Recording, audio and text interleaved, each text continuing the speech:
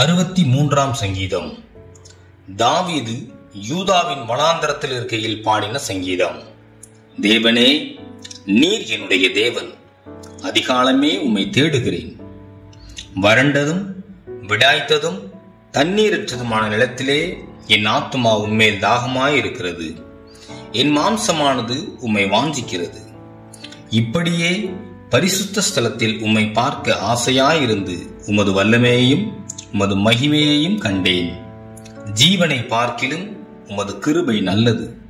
என் உதடுகள் உம்மை துதிக்கும். என் ஜீவனுள்ள மட்டும் நான் உம்மை துதித்து உமது நாமத்தை சொல்லி கையெடுப்பேன். நிலத்தையும் கொழுப்பையும் உண்டது போல என் ஆத்துமா திருப்தியாகும். என் வாய் ஆனந்த களிப்புள்ள உதடுகளால் உம்மை போற்றும்.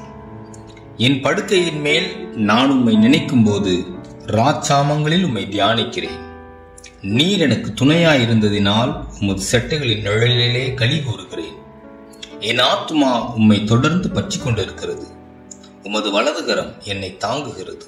என் பிராணனை அழிக்க தேடுகிறவர்களோ பூமியின் தாழ்விடங்களில் இறங்குவார்கள். அவர்கள் பட்டயத்தால் விழுவார்கள், நரிகளுக்கு இரையாவார்கள். ராஜாவோ தேவனில் களி கூறுவார். அவர் பேரில் சத்தியம் பண்ணுகிறவர்கள் யாவரும் மேன்மை பாராட்டுவார்கள். பொய் பேசுகிறவர்களின் வாய் அடைக்கப்படும்.